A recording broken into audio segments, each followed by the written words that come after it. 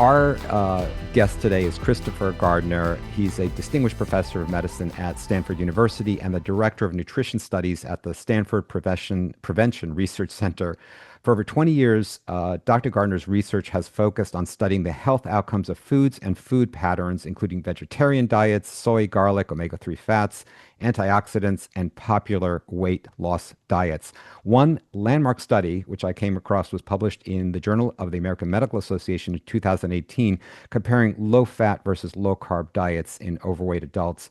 Other areas of his interest include institutional food, stealth nutrition, and the microbiome, all of which I hope we have a chance to touch upon briefly today. Some of you may recognize Dr. Gardner's name or his face from a 2024 Netflix documentary, which was based on a study he and his team conducted examining the impact of a vegetarian versus omnivore diet on identical twins. If you haven't seen that Netflix documentary, it was awesome. I highly recommend it. Thanks. Dr. Gardner, so delighted to have you here today. And I want to start with the first question, which is, what do you mean by a broken food system? What is a food system? In what ways is it broken? And how would you describe our crisis in obesity and diabetes? Sure. I'm actually going to flip the question a little and say, at one level, it's not broken. At one level, it is amazing how 8.5 billion people on the planet, for the most part, get food almost every day. And in the US, we get food delivered from all over the world every day. It's like it is a pretty staggering system. And in many cases, it's safe and consistent. But the pandemic certainly showed us quite a few vulnerabilities. We have places like Hawaii that if the shipping industry got shut down, Hawaii would be screwed. Hmm, They don't have enough food that like they're growing pineapple and cane sugar, but they actually couldn't support themselves. interesting. And so the part that's broken is it's amazing that we've done such a great job of making food inexpensive and safe and accessible. And yet, particularly in the US, we have higher rates of chronic diseases and maternal and infant mortality than almost every industrialized country. And we have a healthcare budget that is larger than all those countries. And I really think part of that is the mismatch with the low quality of the food and the ubiquitous nature of junk food in our diet and America's sort of reliance on convenient food and fear of inconvenience. It's like, oh my God, I really Hmm. want to make sure I have food available instantaneously. And if it's neon green, that's great because that's pretty exciting. When in fact, in other countries, they would just be horrified to think food doesn't come in neon green. So part of it's broken. Wow. So much that you said there. You know, I think this point that you're making for me as a physician, as a healthcare executive, as someone who has children and wants to live a long and healthy life, the fact that we spend so much money on healthcare and have just such an amazing system, and yet the outcomes are so miserable, as you point out. I mean, chronic disease is on the rise, high blood pressure, diabetes affecting significant. We're talking about diabetes, what is it, 20, 30% with pre-diabetes, even more, hypertension, 40 to 50% of the population, obesity now. And so we're living lives that are not longer and healthy lives that are actually shorter, the so-called health span, despite the fact that, as you point out, just trillions and trillions of dollars, more than any other country, and yet the outcomes are worse. This to me, the answer is, and you said this before we even started, it's the answers aren't that complicated and they're pretty simple. And it just seems to me, as someone who has practiced medicine, I wasn't trained in nutrition. I was trained like every other physician, which means I wasn't trained in food Mhm. as medicine, in nutrition. And so people came to me with all those diseases, and I just prescribed pills and medications. And it seems to me that the simple answer is food is, in fact, our best preventive medicine and should be our frontline medicine. And if we just started to do that, which, again, we could talk about why we're not doing it, but it seems to me we could, with a lot less money and actually a lot less harm, improve the health of people. And I'm just kind of curious how you see that, especially, I mean, you're one of the leading experts in this area, of course. Yeah. I'm going to give two quick answers. One is it's pretty exciting. There's a new food is medicine movement. It's really hard to be in my food space now and not hear about this. The American Heart Association, the Rockefeller Group. I was at a conference yesterday with Kaiser Permanente Hospital Systems. They had a whole session on food as medicine. I just participated in one of the pilot studies that's supposed to feed into a larger, massive trial. The trial will recruit all people with advanced chronic diseases, though. It's going to recruit people with heart failure, with diabetes, Hmm. with cancer. And one of the goals is to suggest that if insurance companies are there reimbursing for drugs, what if they reimburse for food? What if they helped treat these people with food Hmm. is medicine? And part of that is really encouraging to think that there's a lot of people out there recognizing that food could be medicine. But it's a little frustrating that it's at that stage of life, right? And Right. so it should be school kids. Yes. It should be the safety net programs that we Right. have in the Yes. US. It should be supporting farmers and fishers and ranchers at the level of producing the food. So I've been having a lot of fun lately working with chefs in institutional food Hmm. settings. I'm a little frustrated to hear this, but I've heard millennials or whatever the latest generation is it Generation X? I think They we're are at sort of Z. willing to eat globally. They're really interested in eating Thai or Indonesian Hmm. or Asian. Hmm. They're not very excited about cooking. So a lot of people don't cook very much, don't scratch cook, don't make their own food, which would help a lot. I'm not sure if I'm in a position to help that, but I am watching the data that suggests that most of the food in the US that people eat is now more of it's out of the home than in the home, which pretty much means a chef had their hands on it. Hmm. Even if it was the Indian food bar at the grocery store. Have you seen these? You can actually get lunch or a salad or even dinner No, haven't. in a grocery store. Or if you're just having a sandwich made or even a burrito or something like that, they had to employ somebody to make that recipe. Hmm. And so I work a lot now with the CIA, which is actually the Culinary Institute of Institute. America, not the Pentagon, pointing out that in a university setting, a work site, a hospital, a K to 12 school, working with food banks, there's chefs engaged in taste, and a term that I really like is unapologetic deliciousness, because it's fair that people should like the taste of their food. Hmm. The food industry is built on a system of taste that's really um, the foundation is salt, sugar, and fat. There's all kinds of ways to manipulate salt, sugar, and fat. Hmm. A guy named Michael Moss wrote a book called Salt, Sugar, Fat, and he talks about the bliss point.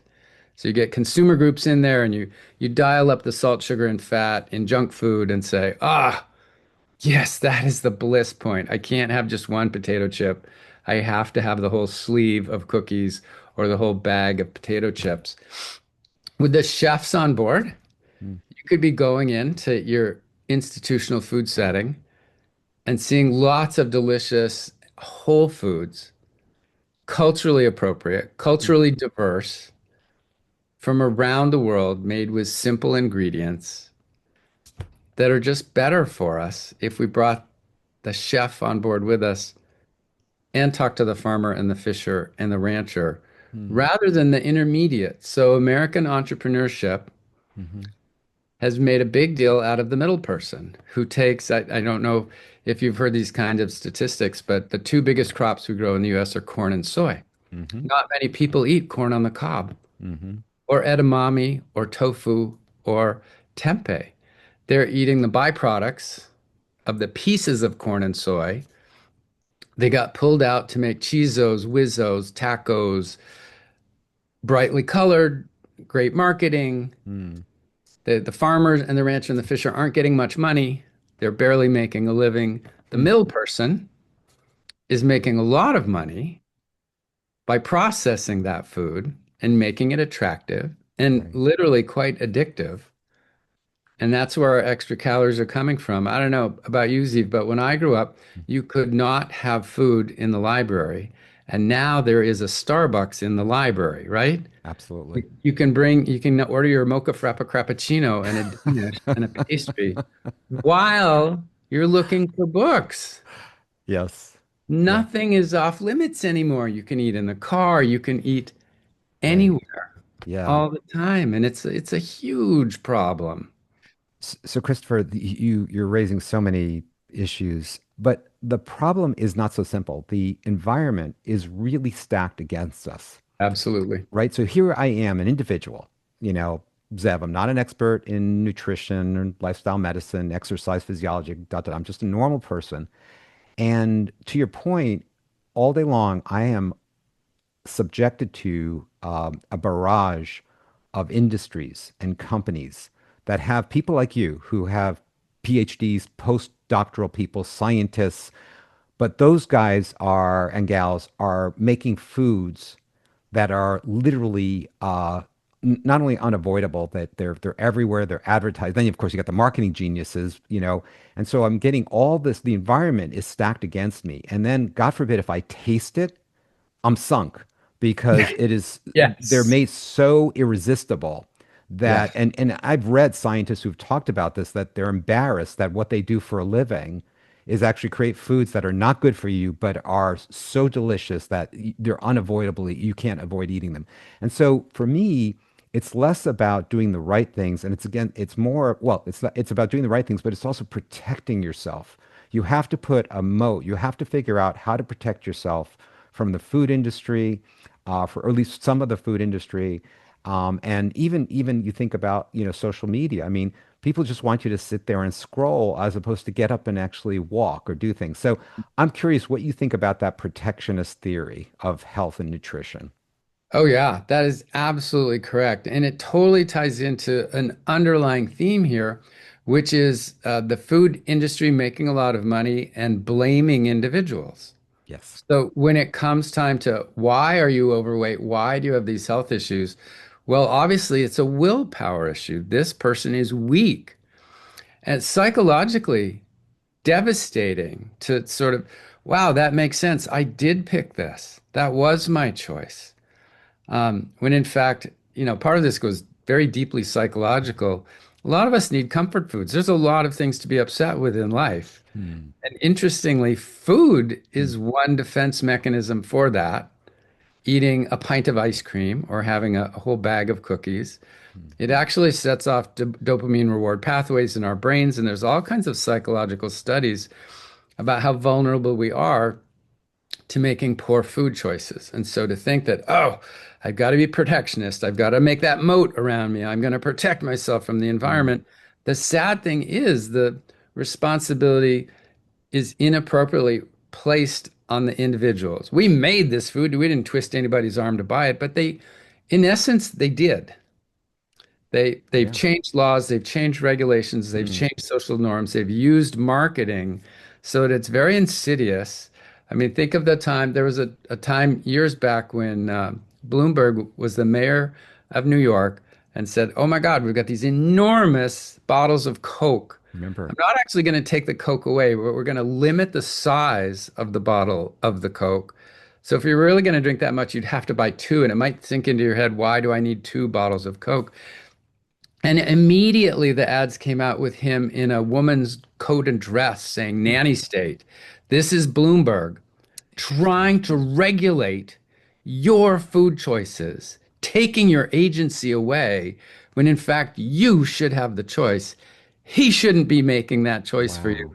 which is so ironic Uh-huh. because we don't really have that choice. When they study this and they have the billboard there and the jingle and something else going on at the Right. same time, you might think you made that choice, but you really didn't.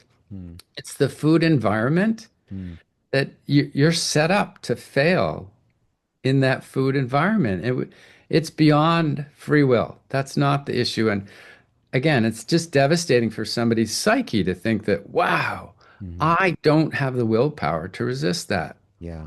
What I love about your approach is you've actually it seems to me you're adding other components of food. So not just the science of food and nutrition, but the behavioral part, the psychological part, the environmental part, the notion of even adding chefs and making, healthy food delicious and not just nutritious. Bringing in the fact that you talked about farms and fisheries, and I really think that that sort of more holistic view of nutrition is the answer to this to this problem we were talking about. So it's yes, we do have to be aware that the environment is stacked against us. The playing field is not level. We're up against industries that, want us to consume these foods, want us to purchase these foods, and we know they're not healthy. And so you're saying here's an alternative way where we can look at a bunch of different parts of our ecosystem and our industry and really create an alternative. So you have it's not just avoid this, but it's actually move in this direction. It seems to me I buy vegetables now at really good, expensive organic food markets, and the vegetables seem like cardboard. And I increasingly have the sense that they don't have the nutritional value that they should. And I don't know whether it's the how they're grown, the soil. I don't know if they're irradiated, but I just and then I go to and I compare it to when I go to South America, occasionally for a trip or Europe, the fruits and vegetables taste different and they feel different. And I feel almost immediately different eating them. And I wonder, is there truth to Ah. that? There is, and this is not my strength. Agriculture is not my strength, but it's a pretty simple concept that in historically agriculture, somebody who was a farmer had some livestock and had some produce and rotated their land. And so first, the cows were on it pooping, and then the chickens came and ate the bugs out of the poop, and then they planted some zucchini in it, and then they let it lie fallow for a while, and then they repeated the cycle again. And what's happened is we have concentrated animal feeding operations for the livestock now, where they're all trapped in one place. We Hmm. monocrop soy and corn. We buy these huge combines. This actually goes back to a Secretary of Ag named Earl Butz. Hmm. And it actually goes back to a time when the military realized that we had a national security um, problem with not enough men being eligible for the army and the military because they were too thin. Like we didn't have enough calories. And Earl Butz said, "Hey, farmers, I need you to plant your fields fence row to fence row," was the quote that's used quite often, Hmm. with corn and soy. We're just going to grow a lot of food. We're going to get a lot of calories and it's going to be inexpensive.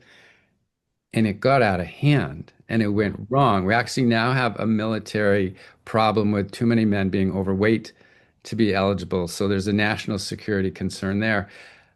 And if you talk to somebody who loves farming and ranching and agriculture, it's because how clever they have to be moving their livestock and planting different things and a strategy for leaving it fallow. There's even a huge thing about the importance of a forest near your agricultural Hmm. land. It has to do with what kind of birds it attracts and all kinds of things. So if you Hmm. want to have a really productive agricultural system set up, and if you also want to be resistant to a blight or a drought or something, if you're really just growing one crop Hmm. and there's a pest or a drought or some issue, you're going to lose your whole crop. Whereas if you were very diversified, you were protected. Oh gosh, Hmm. that crop or that livestock animal wasn't selling this month. That's okay. I'm just going to grow more Right. of the other thing, and that was removed. So what you're seeing is some people moving back to that. The other thing that happened there was a brain drain in the agricultural community Huh. where the farmers' kids would grow up and say, this land's been in our family for generations and generations, but honestly, all I do is I wake up in the morning, I jump up on this huge combine, I go back and forth over the land. There's not a lot of thought to it. I got these seeds from Monsanto. They're Hmm. Terminator seeds. I can't even save my seeds and plant them. I have to buy the ready Roundup.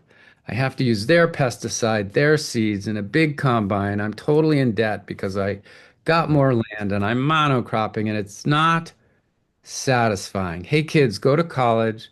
Don't come back. Don't take the land over. If you haven't heard this, the average age of an average farmer's age is way up there. Huh. And a lot of the land is being depleted of Mm. nutrients, Mm. and it's not the same quality. And we're facing a crisis in the near future of the productivity of our lands unless we go back to this agroecology, Mm. more challenging aspect, more brain drawing more brains back to agriculture, to growing things Mm. in a more productive, sustainable, delicious, and nutritious way.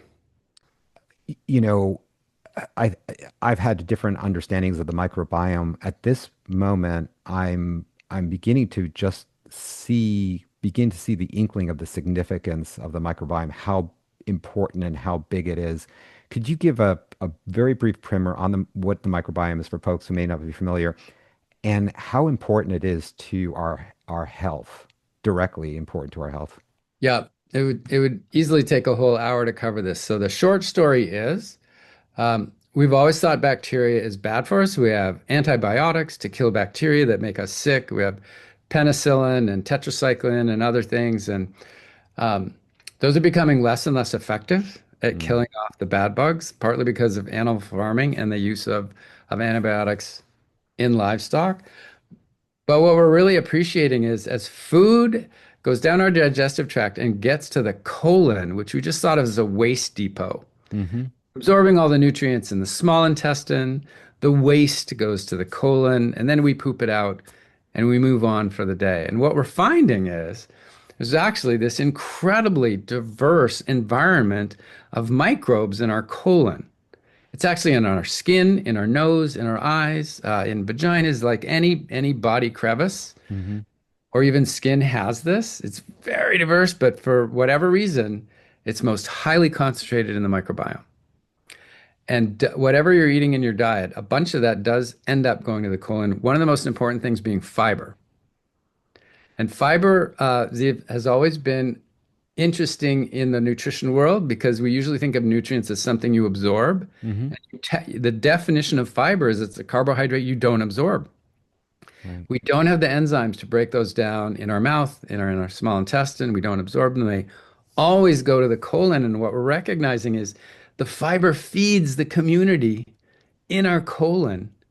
And we're extracting calories from that. We're extracting nutrients and we're absorbing the byproducts made when the bacteria, which does have the enzymes to chew up the fiber, uses that to fuel themselves. And a lot of the byproducts are actually absorbed in the colon, which we didn't appreciate before, Mm. and help us optimize immune function and lower inflammation. And so, what we're seeing in a Western diet that's less and less fiber and more sugar Mm. is that there's actually a mucus lining throughout our gastrointestinal tract, particularly in our colon.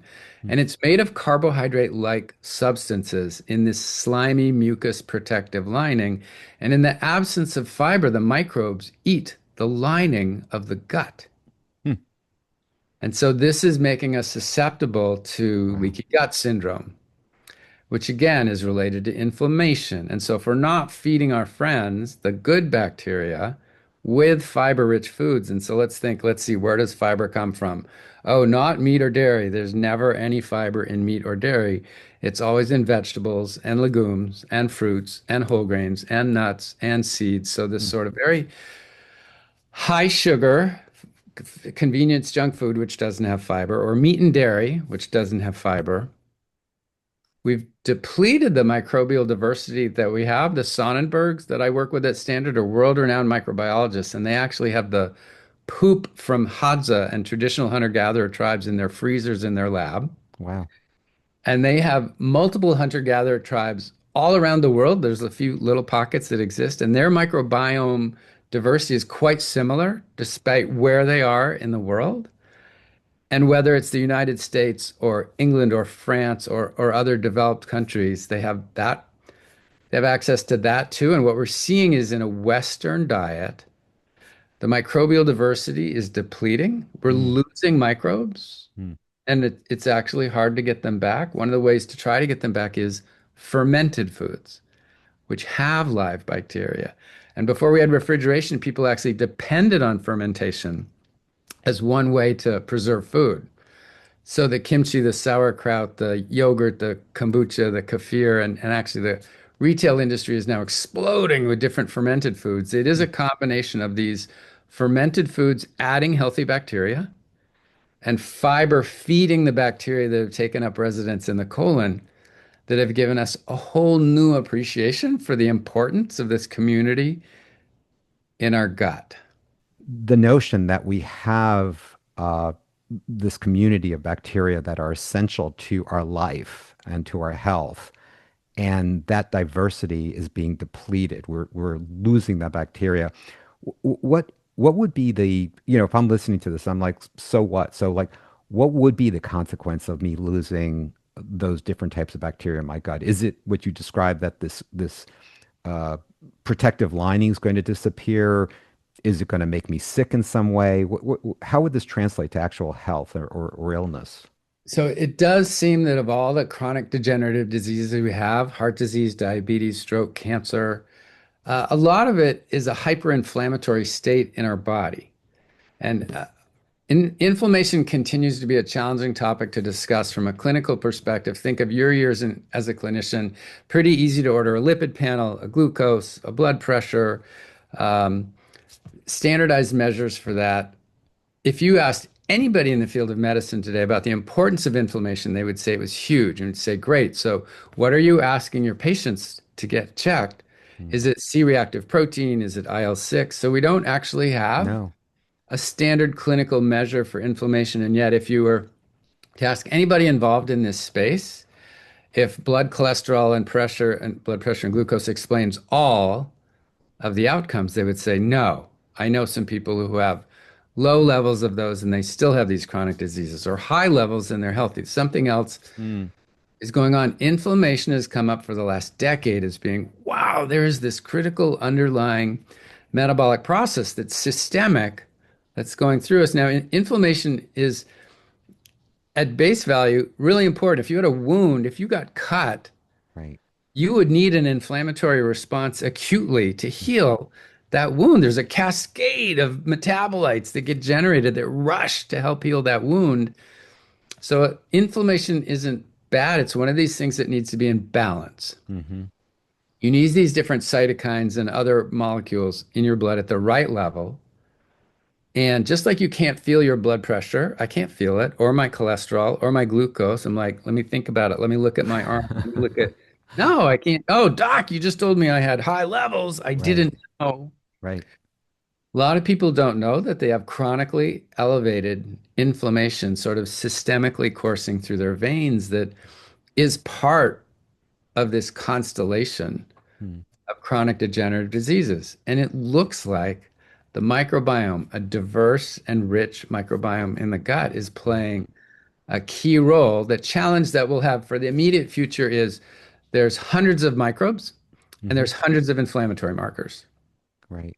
So we don't right now have to say, oh, Ziv, I just checked your gut. Right. You were missing this really important bifidobacteria or Akkermansia. So I'm going to insert that in you, and now you'll have it. And it turns out walnut fiber is the best for it. So I want you to eat I'm just making this up. Oh, okay. That is the goal would be that in Wow. personalized medicine, we would be able to To diagnose a deficiency in your Yes. microbiome. Yes. We would have a way to introduce it, Yeah. and we would have a fiber approach, a Yeah. tailored fiber approach to sustain it. So until we have that, we've been encouraging people to eat a diverse set of fermented foods Mm. and a diverse set of fibers, which would be totally consistent Yes. pretty much with every health professional's recommendations anyway. It wouldn't be, ah, Right. God, we should have been telling you to eat green jelly beans this whole time. We had no idea it was green jelly bean. No, Right. none of this is in green jelly beans. It's in lentils and walnuts and red bell peppers. And it's in kombucha and kimchi and sauerkraut. Eat those, drink those. I have to ask this. So I have tried, it's really interesting. I've reintroduced yogurt into my diet, and then I stopped it for a couple of weeks and I felt it. I felt I felt it, and I reintroduced it, and I felt better again. Um, in addition to yogurt, is there, it's a Greek yogurt, right? So is there anything else that we should be eating? You mentioned sauerkraut, kimchi. Kimchi. Yeah, so those are the Yeah, things we yeah. should, yeah, daily, daily, weekly. Yeah. So I make my own kombucha. I'm on like my 200th batch of kombucha. I make it Wow. once a week, takes me half an hour. I make 6 bottles. In my during the pandemic, I had a really challenging time engaging students, and I tried to do fun things on Zoom while they were taking classes at home. And one day we had an avocado toast challenge, and one of my students told me they had avocado toast with kimchi. Hmm. That is one of my staple breakfasts now. Twice a No week, way, I really. put kimchi Yeah. on my avocado. I don't think I'm not even sure I've ever had kimchi, so that's something I'll have to go out. And there's lots of kinds. So here's another challenge. And kimchi sometimes is high in sodium. Mm, So you do want to watch the high sodium, but you can make it yourself. It's not that hard. I don't. I make the kombucha myself. But some kimchis are very spicy and too spicy for people. And then it's, oh, I tried it and I don't like it. But there are hundreds of kinds. You okay. just need to try different kinds. I get mine at my farmer's market from somebody called Wise Goat, and they have so many pickled vegetables. It's not really Mm, just kimchi or yeah. sauerkraut. Yeah. They probably have 2 or 3 dozen different varieties of basically pickled vegetables, which means they're fermented and they have bacteria in them and they have the byproducts that the bacteria are making, chewing up the foods. Mm, okay. Okay. One recommendation. This is my next question to you. And that was super, super helpful. That whole microbiome primer. Given your research, in addition to what you just said about fermented foods, uh, what else would you recommend to folks on a daily basis that they should be eating, the sort of that positive thing? What can we actually do? What should we be including in our diet on a daily basis? So I'm going to bring up a favorite chef of mine at Stanford, Andrew Main, who has really overhauled his own diet as a chef, and he's very plant-based. He makes a lot of plant-based dishes these days, and he calls himself a fibrist. And so at one point I said, do you eat Mediterranean? Do you eat vegan? Do you eat vegetarian, pescatarian? He says, I'm a fibrist. Oh, I love As that. long as I get a ton of fiber in my diet every day, Hmm. I'm fine. And that makes it simple enough for him Yeah. that he doesn't have to think of where he's getting it. But I do love the simplicity of it. Legumes have fiber, vegetables, fruits, whole grains. If it's refined grain, they took a lot of the fiber out. So I have whole intact grains. Hmm. Have nuts and seeds. All those things is a pretty simple way to do it. The other term that works quite well is usually a whole food plant-based diet. Hmm. Doesn't have to be vegan or vegetarian, although people are using plant-based these days to mean vegan, which is frustrating me. So I tend to say plant-rich Hmm. instead of plant-based these days. But a lot of Americans don't eat a whole lot of plants. And Hmm. so just getting more into your diet in different ways and taking advantage of different cultures around the world. I have a new joke that I learned from another colleague that I work from. Sometimes I'm reporting on something and say, "Oh, big food is paying you to say that." And I say, "Okay, wait. There is big beef and there's big egg and big dairy, but seriously, am I from the Leguminati? Is it big legumes who are funding me? There really isn't a big legume food group That, out there. that's funny. Of all the things in this day and age, I'm sure you have noticed there's this bizarre protein obsession. Yes. I wanted to ask you about that. And most people equate meat and dairy with protein for good reason. Yep. So, meat and dairy don't have any carbs. There's no fiber, but there's also no carbs. Dairy has lactose. So, wait, I'll give it that. But meat doesn't have any carbs or fiber, and it's really high in protein. There really isn't any protein deficiency going on in the US. Hmm. It's absolutely, absolutely insane. I go to medical conferences and I ask groups of 500 at a time, I say, do any of you have vegans or vegetarians in your practice? And they all have some, so they all raise their hands. I said, have any of you, any time in your career ever treated someone for protein deficiency? Never. Not a single hand has Never. ever gone up. So according to our recommended daily allowance, which many people think is too low, Americans already eat like 50% more than that. And the recommended daily allowance was designed to have a safety buffer. So when you're eating more than the RDA, many people are getting a safety buffer on top of a safety buffer, and yet Americans eat about half the recommendation of fiber. And as they continue to be obsessed with protein, Oh, they're wow. getting less and less fiber when it's coming from meat. Now, legumes Yeah. are full of protein. They're not only full of protein, but all legumes. So Christopher, can you name legumes? What are Yeah, legumes? I'm going to do that just a minute because it's Okay. Okay. a fun little joke for me. But let me also point out from an agricultural perspective, all the legumes Yeah. are nitrogen fixing crops. So a lot of the synthetic fertilizers that we put on farmland has to do with putting nitrogen into the soil.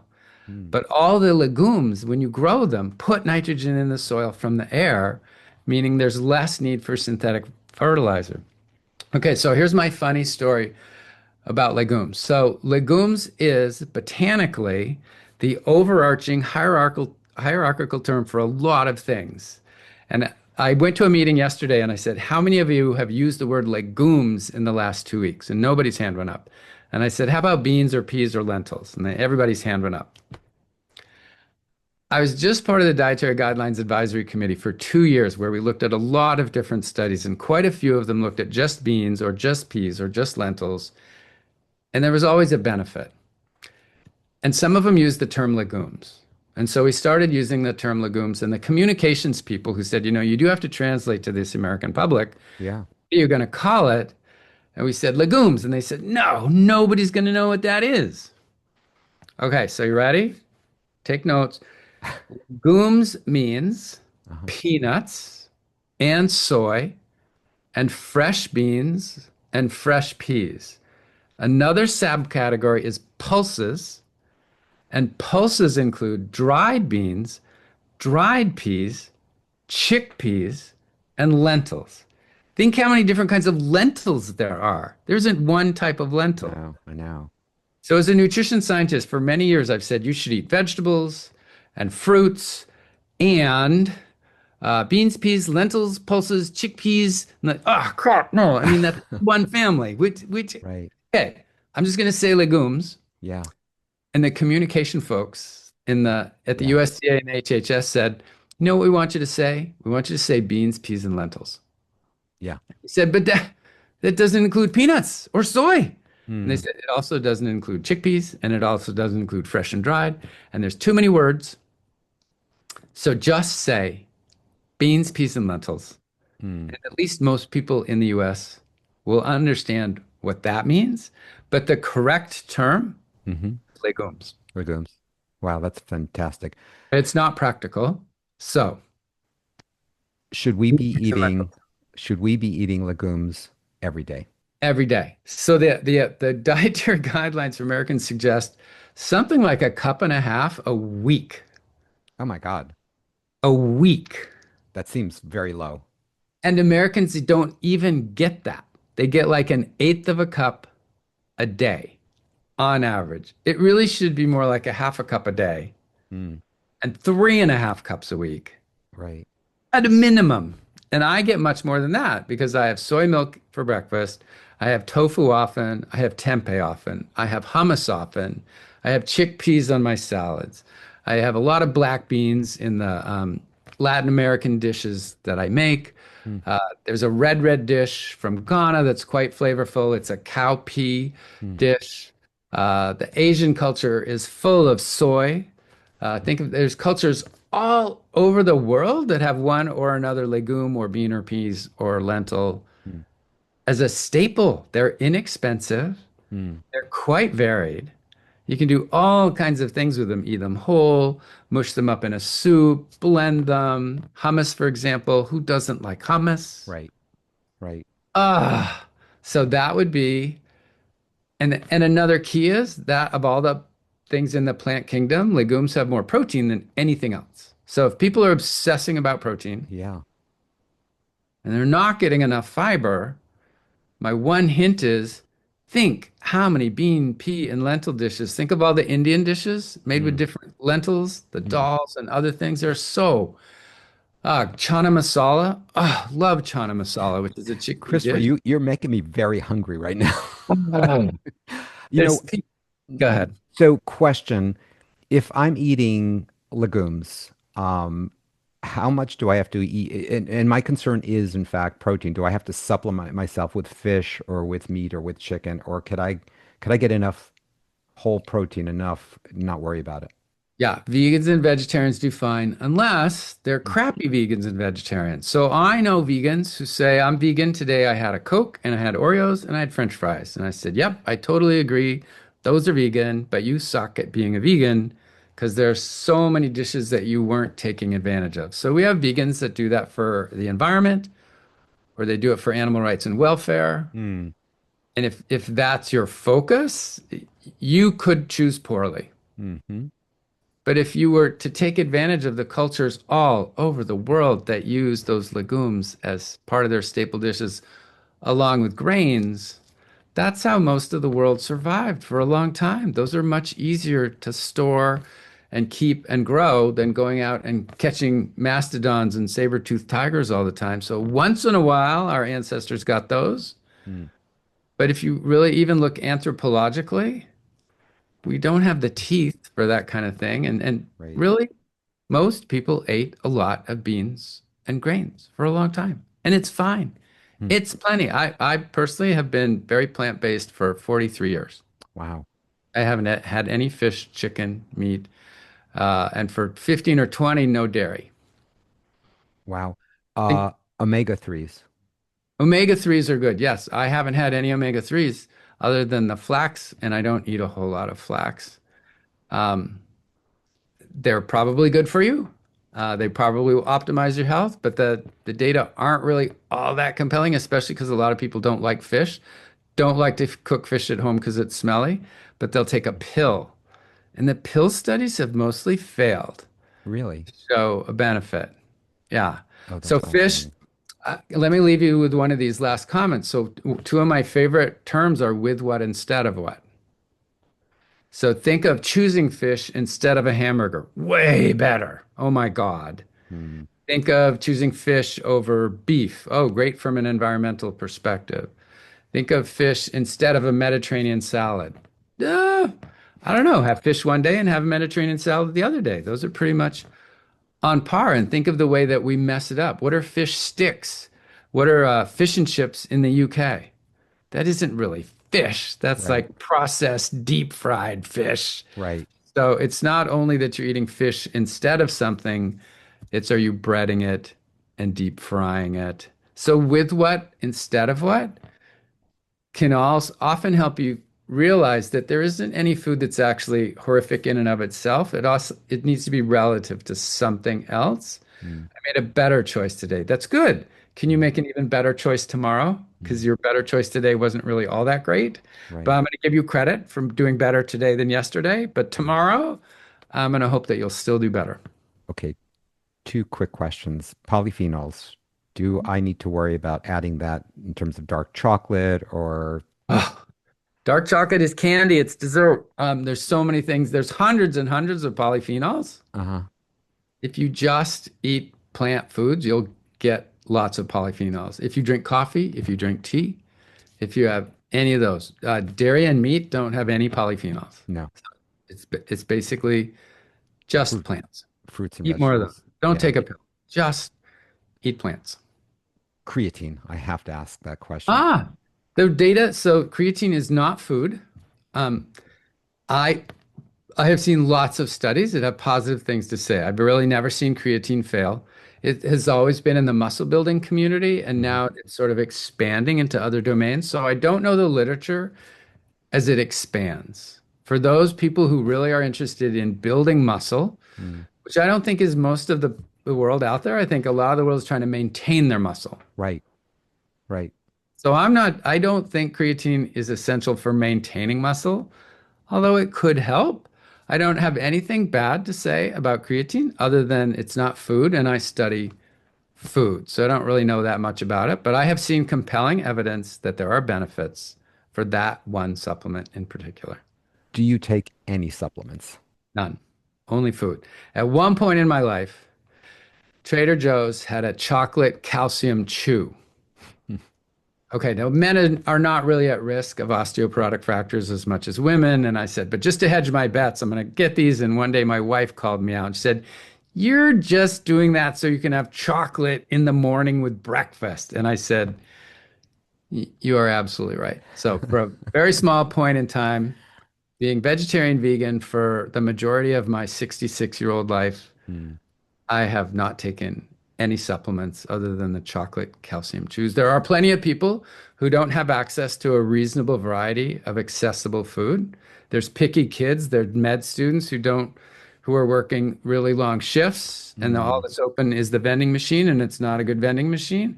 There are people for whom supplements are appropriate, but for me, I have access to food. I like to cook.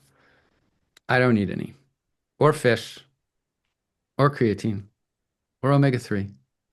I'm going to Or try. B12. I'm trying to not ask more questions, but going back to the protein issue, what if I were going to adopt a legume plant-based, as you called it, fibrous? I love that. That really helps a lot. That fibrous diet. How much? What? How many grams of protein? What do I need to, you Oh, you know, don't even have to think about it. If you eat a really? reasonable variety of diet, if you're a reasonable variety of foods, you'll get it. I am just stunned at the obsession. Yeah. If you are a bad vegan or a bad vegetarian, so think vegetarians are eating dairy and cheese, so they're fine. It's really only the vegans who are at risk, and I know plenty of vegans. Look at Nimai Delgado, who is a competitive muscle building vegan. He wins awards. Yeah. There really are quite a few muscle bodybuilding competition vegans out there. Not nearly as many as the meat eating omnivorous ones, but there Right. are some. Yeah. And those people, well, I will have to say, those people are paying attention to protein. If you want to be in a muscle Right. building body competition, they are thinking about their protein. But assuming that that is a very small percentage of the population, Right. you really shouldn't even have to think about it. Maybe if you're older, but I feel like older people also have lost their appetite and they're lonely and they're depressed and they've Mm. lost their taste. So for them, a little more protein would be helpful. If you are a competitive athlete, my thing with competitive athletes, though, at least the ones at Stanford, they work out so hard Mm. that they eat not 2,000 or 3,000 calories a day. They eat 4 or 5,000 calories a day. Mm. And if you are eating real food, you can't not get enough protein. You would have to work at not getting enough protein if you were Wow. eating 4 or 5,000 calories a day. So when those Right. people say, I need the muscle, I'm an athlete, and say, well, what are you eating? If you're eating food, Right. you're fine. Right. Last question. Um, if if folks want to learn more about nutrition, where could you read about it? Where could you find out about it if they want to get into this a bit more? What do you recommend to folks? Okay, so shameless self-promotion. I have an online nutrition course, but it's expensive. So you just go Mhm. Stanford online. I've Oh, been teaching human nutrition to Stanford undergrads for 24 years. wow. And so we took that and we made it into an online course. Oh, that So you sounds just have to say fantastic. Stanford Online Nutrition. It's really designed for physicians and health professionals who Oh. never got nutrition education in medical school. Other than that, you can go to our website, which is nutrition.stanford.edu. So that's pretty easy to remember. It's actually not technically that, but that will get you there. Mm-hmm. I think my most practical tip will be two Hmm. monthly newsletters. Okay. And one of them is from the Center for Science and Public Interest. And it's called the Nutrition Action Health Letter. CSPI, Center for Science and Public Interest, Nutrition Action Health Letter. It's a combination of this is heart disease month, this is diabetes month, this is cancer month, this is menopause month. They'll have a main topic, Mm. and then they'll say, and here's the protein issue. Let's do that for you. Or here's the creatine issue. And then they'll talk about some food porn and some good food. And then they'll have a list. Wow, if you were going to buy a plant-based meat alternative, here's 20 of them, and here's how much protein and fat and other sodium and things they have. So we've given this one a gold star for being the best among the choice. So every month they have something like that. Hmm. It's pretty similar to the Berkeley Wellness Letter. Hmm. Got So it. Berkeley University has a wellness letter that also is monthly, and they Hmm. often cover very similar topics, especially if there was a new study out this month. I'm so glad I asked that question. And so the Nutrition Action Health Letter is published by the Center for, Science in Public Interest in Washington, D.C. And they actually are the ones who help like get trans fats on the nutrition fact panel. yep. They're very active Hmm. politically, as their name kind of suggests. I am so again, and the course you offer is I could find out about it at nutrition.stanford.edu. Or actually just type Stanford Online Nutrition for the Got it. course. Christopher Gardner, I think this is one of the most important conversations I've had in a long, long time. And I suspect the folks who are listening to this will feel the same way. I can't thank you enough for the work you do.